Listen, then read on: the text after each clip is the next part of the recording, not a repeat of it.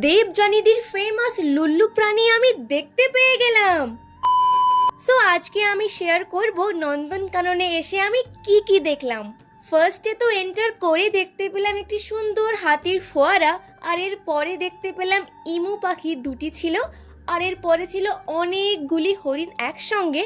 অনেকগুলি মানে অনেকগুলি হরিণ আমি একসঙ্গে দেখলাম। আর তারপরে দেখলাম আমার বান্ধবীর এক্স মানে শিম্পাঞ্জিকে।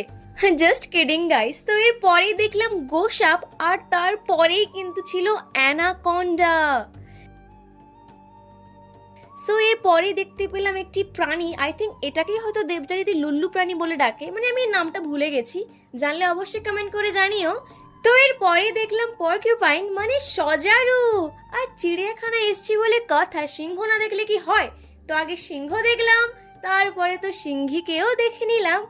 ভীষণ এক্সাইটেড ছিলাম বাঘ দেখার জন্যে। ওই যে দূরে দেখা যায় সাদা বাঘ, আর এটি হলো রয়্যাল বেঙ্গল টাইগার। দেখতে পাচ্ছেন তো মুখে মাংস নিয়ে কেমন রয়্যাল ভাবে সোয়াগ দিচ্ছে। তো এর পরে দেখলাম জঙ্গল ক্যাট, ভীষণ বড় ছিল কিন্তু বিড়ালটা। ক্যাট লাভাররা কিন্তু কমেন্টে এসে হাই করে যেও।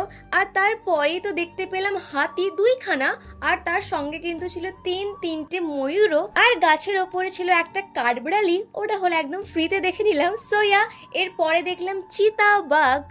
And that's it for today. কেমন লাগলো ভিডিওটা জানিও। বাই।